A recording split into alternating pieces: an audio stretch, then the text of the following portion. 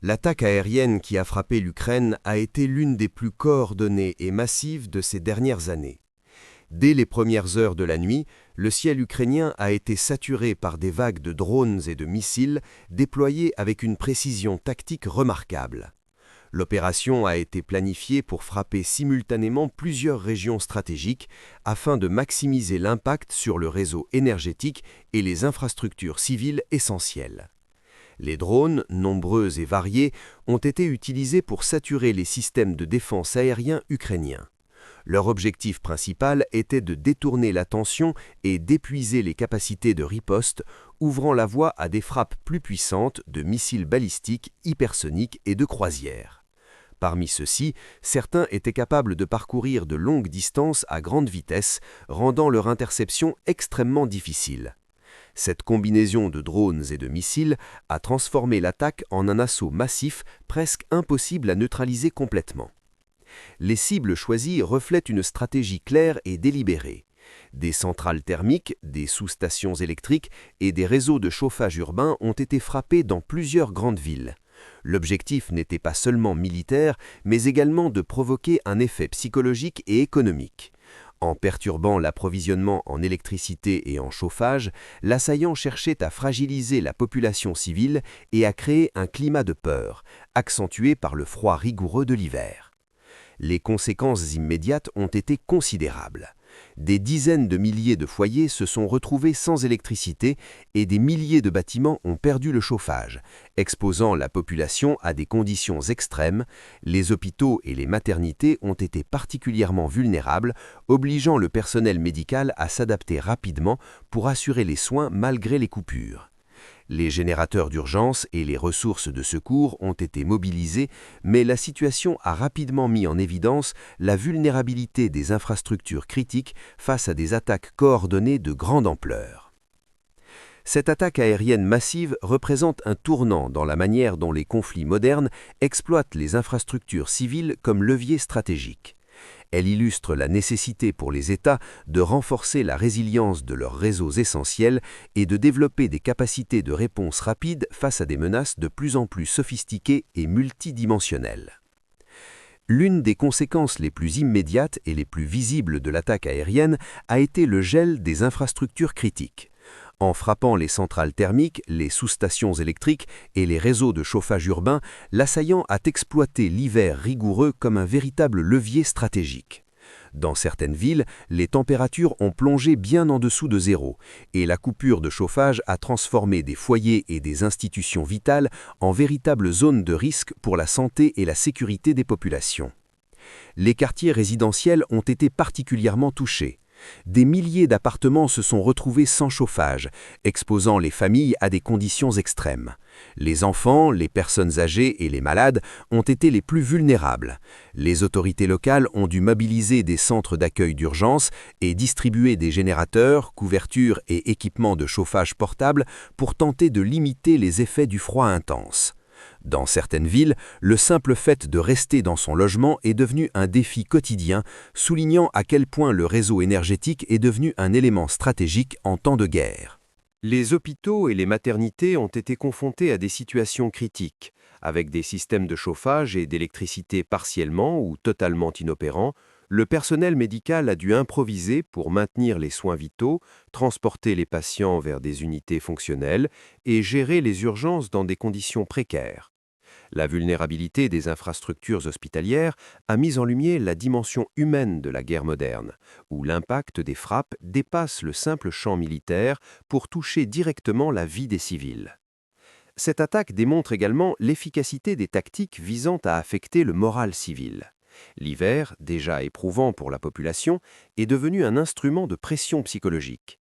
La peur, l'inconfort et le sentiment d'insécurité ont accentué la tension dans la société.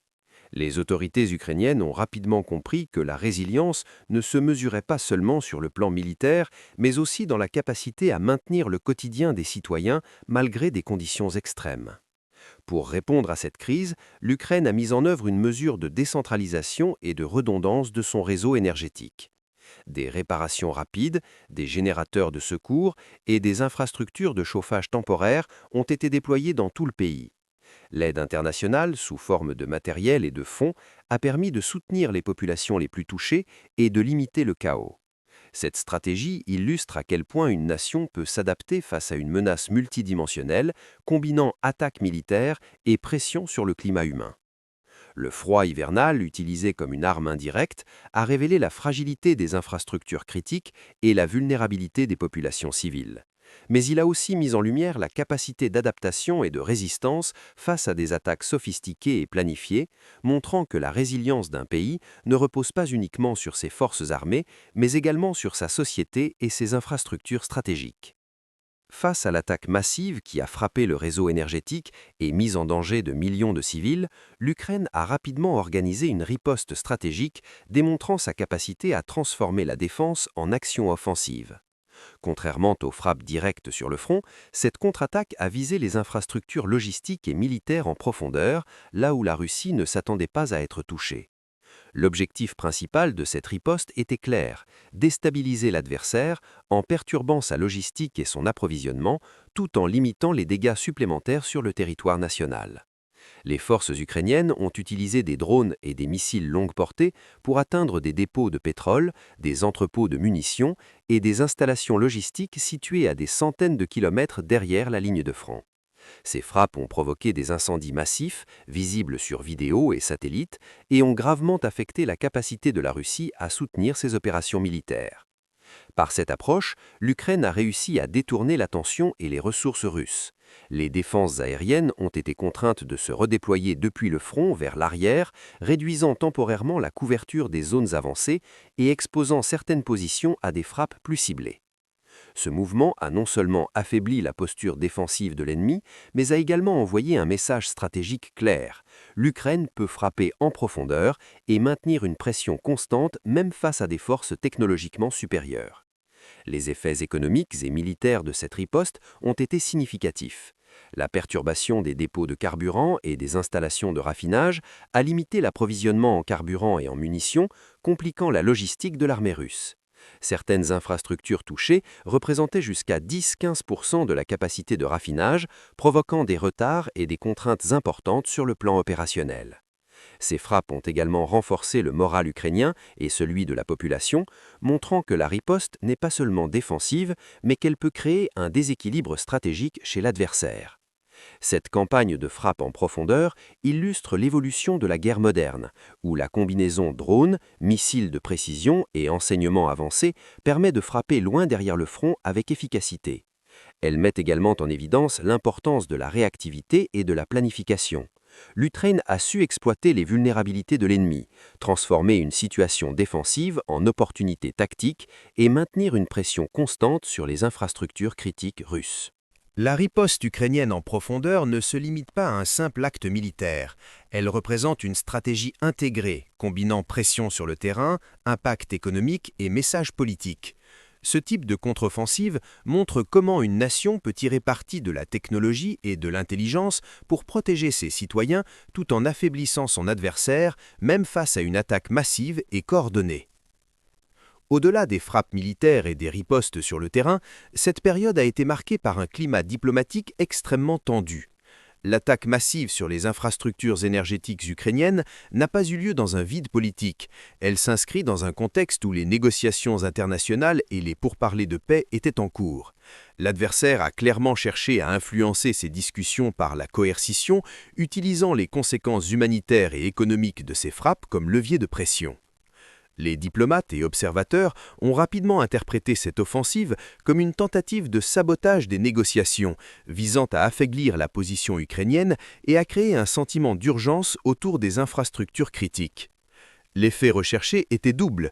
D'une part, générer une pression psychologique sur les décideurs ukrainiens et d'autre part, influencer les médiateurs internationaux, principalement occidentaux, pour obtenir des concessions ou modifier le cadre des discussions. Les pays tiers, l'ONU et l'Union européenne ont condamné ces actions, dénonçant l'utilisation délibérée de la population civile comme outil de chantage politique et stratégique. L'impact humanitaire combiné à la sophistication des attaques a mis en lumière un nouveau type de guerre hybride, où la violence directe sur le terrain est complétée par des manœuvres diplomatiques et médiatiques. chaque coup porté aux infrastructures a été interprété comme un signal envoyé aux négociateurs. Le temps presse et la population souffre. Malgré cette pression, l'Ukraine a maintenu sa ligne ferme. Les autorités ont renforcé la communication avec les alliés et les partenaires internationaux, soulignant que l'usage du froid et des coupures électriques comme arme ne changerait pas leur engagement à défendre le pays et à poursuivre les négociations sur des bases équitables. Des initiatives d'aide humanitaire immédiate ont été mises en place, y compris la distribution de générateurs, la mise en service de centres de chauffage temporaires et le soutien aux hôpitaux, démontrant la capacité du pays à résister à la pression tout en protégeant sa population. Ce contexte diplomatique explosif a également révélé la complexité de la guerre moderne. Les conflits ne se limitent plus aux champs de bataille, ils s'étendent aux salles de négociation, aux médias et aux perceptions internationales. La capacité d'un pays à maintenir sa résilience, à coordonner sa riposte militaire et à démontrer sa légitimité diplomatique devient un facteur clé de succès stratégique. L'attaque sur les infrastructures ukrainiennes a agi comme un élément perturbateur dans la diplomatie internationale, testant non seulement les défenses militaires, mais aussi la solidité des alliances et la capacité de négociation des États. Elle a montré que dans les conflits contemporains, la guerre et la diplomatie sont profondément embriées et que la résilience politique est tout aussi cruciale que la résilience militaire. Après l'intensité des frappes et la riposte ukrainienne, il est possible de tirer un bilan global de cette période critique à la fois sur le plan militaire, économique et stratégique. Les attaques massives contre les infrastructures ont causé d'importants dégâts, mais elles ont aussi révélé la résilience croissante de l'Ukraine, capable de faire face à des offensives coordonnées tout en maintenant son fonctionnement vital. Du point de vue militaire, bien que certaines pertes aient été enregistrées dans le réseau énergétique et dans les systèmes de chauffage, la défense ukrainienne a intercepté une partie significative des drones et des missiles. La rapidité des réparations et la décentralisation des infrastructures ont permis de réduire l'impact global sur la population. Parallèlement, la riposte en profondeur qui a tiré les dépôts de carburant et les installations logistiques russes a non seulement perturbé la capacité opérationnelle de l'ennemi, mais a également démontré l'efficacité des forces ukrainiennes dans la guerre moderne, combinant technologie, renseignement et mobilité stratégique. Sur le plan économique, les frappes ont accentué la pression sur l'économie russe. La destruction partielle des dépôts pétroliers et des capacités de raffinage a entraîné des retards logistiques et des pénuries de carburant, tandis que les sanctions et l'exposition médiatique ont contribué à isoler davantage le pays sur le plan international. Pour l'Ukraine, la crise a mobilisé une aide massive des partenaires occidentaux, allant des générateurs de secours à l'assistance technique et financière, renforçant la coopération stratégique avec l'Europe et les États-Unis. Le bilan humain et psychologique est également significatif. Les populations civiles ont été mises à rude épreuve par le froid et les interruptions de services essentiels, mais la solidarité locale et la coordination des secours ont permis de limiter les conséquences les plus graves. La résilience sociale, combinée à une communication efficace sur la situation et aux mesures d'urgence, a montré que la capacité d'un pays à surmonter une crise ne dépend pas uniquement de sa force militaire, mais aussi de la cohésion de sa population et de la préparation de ses infrastructures. Enfin, sur le plan stratégique, cette série d'événements met en lumière plusieurs points essentiels. La guerre moderne ne se limite plus aux lignes de front. Elle inclut des attaques sur les infrastructures critiques, des pressions sur la population civile et des manœuvres diplomatiques parallèles. Les frappes et la riposte ont démontré que la capacité d'adaptation, la coordination internationale et l'innovation tactique sont des facteurs clés pour maintenir un avantage stratégique et dissuader l'adversaire. Le bilan de ces opérations est clair. Malgré des pertes et des difficultés, l'Ukraine a montré une résilience exceptionnelle, capable de protéger sa population, de riposter efficacement et de transformer une situation défensive en opportunité stratégique. Cette expérience souligne que, dans les conflits contemporains, la résistance, la préparation et la capacité à frapper en profondeur sont déterminantes pour assurer la survie et la souveraineté d'une nation face à des agressions complexes et coordonnées. Merci d'avoir regardé. Pour ne rien manquer de nos prochaines vidéos, abonnez-vous maintenant et activez la cloche. Nous voulons connaître votre avis. Que pensez-vous de cette analyse et des événements présentés? Partagez vos réflexions dans les commentaires ci-dessous. Nous lisons chaque message et adorons échanger avec vous.